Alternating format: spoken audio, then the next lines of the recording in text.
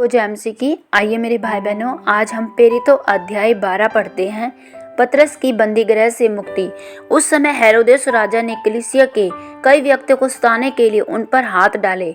उसने यूहन्ना के भाई याकूब को तलवार से मरवा डाला। जब उसने देखा कि यहूदी लोग इससे आनंदित होते हैं तो उसने पतरस को भी पकड़ लिया। वे दिन अख़मीरी रोटी के दिन थे। उसने उसे पकड़ के बंदीगृह में डाला और 4-4 सिपाहियों के 4 पहरों में रखा, इस विचार से कि फसह के बाद उसे लोगों के सामने लाएं। बंदीगृह में पतरस बंद था, परंतु कलीसिया उसके लिए लो लगाकर परमेश्वर से प्रार्थना कर रही थी। जब हेरोदेस उसे लोगों के सामने लाने को था, उसी समय रात पतरस 2 जंजीरों से बंधा हुआ 2 सिपाहियों के बीच में सो रहा था और पहरे द्वार पर बंदीगृह की रखवाली कर रहे थे। तो देखो, प्रभु का एक स्वर्गदूत आ खड़ा हुआ और उस कोठरी में ज्योति चमकी और उसने पतरस की पसली पर हाथ मार के उसे जगाया और कहा, उठ जल्दी कर। और उसके हाथों से जंजीरें खुलकर गिर पड़ी। तब स्वर्गदूत ने उससे कहा, कमर बांध और अपने जूते पहन ले। उसने वैसा ही किया। फिर उसने उससे कहा, अपना वस्त्र पहनकर मेरे पीछे हो ले। तब निकलकर उसके पीछे हो लिया, परंतु यह न जानता था कि जो कुछ स्वर्गदूत कर रहा है वह सच है, वरन यह समझा कि मैं दर्शन देख रहा हूँ। तब वे पहले और दूसरे पहरे से निकलकर उस लोहे के फाटक पर पहुंचे जो नगर की ओर है। वह उनके लिए आप से आप खुल गया और वे निकलकर एक ही गली होकर गए। तब पतरस ने सचेत होकर कहा, अब मैंने सच में जान लिया कि प्रभु ने अपना स्वर्गदूत भेजकर मुझे हेरोदेस के हाथ से छुड़ा लिया और यहूदियों की सारी आशा तोड़ दी।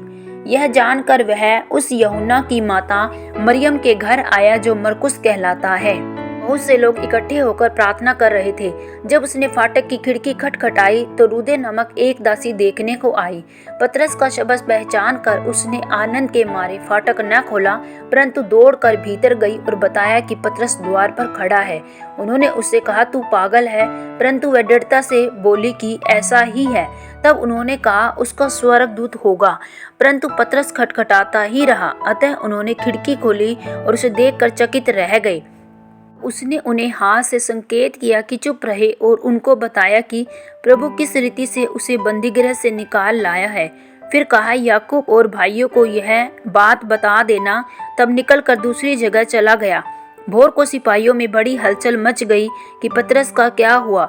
जब हेरोदेस ने उसकी खोज की और न पाया तो पहरुओं की जांच करके आज्ञा दी कि वे मार डाले जाएं, और वह यहूदियों को छोड़कर कैसरिया में जाकर रहने लगा। देश की मृत्यु। हेरोदेस सूर और सैदा के लोगों से बहुत अप्रसन्न था, इसलिए वे एकचित होकर उसके पास आए। बलातुस उसको राजा का एक कर्मचारी था और मनाकर मेल कराना चाहा, क्योंकि राजा के देश से उनके देश का पालन पोषण होता था। ठहराए हुए दिन हेरोदेस राजवस्त्र पहनकर सिंहासन पर बैठा और उनके व्याख्यान देने लगा। तब लोग पुकार उठे, यह तो मनुष्य का नहीं, ईश्वर का शब्द है। उसी क्षण प्रभु के एक स्वर्गदूत ने तुरंत उसे मारा, क्योंकि उसने परमेश्वर को महिमा न दी, और वह कीड़े पड़ के मर गया। परंतु परमेश्वर का वचन बढ़ता और फैलता गया। जब बरनबास और शाऊल अपनी सेवा पूरी कर चुके तो यूहन्ना को, जो मरकुस कहलाता है, साथ लेकर यरूशलेम से लौटे। आमीन। प्रभु आप सबको प्रेरितों पुस्तक सुने जाने और पढ़े जाने पर बहुतायत से आशीष और बरकत दे। सबको जय मसीह की।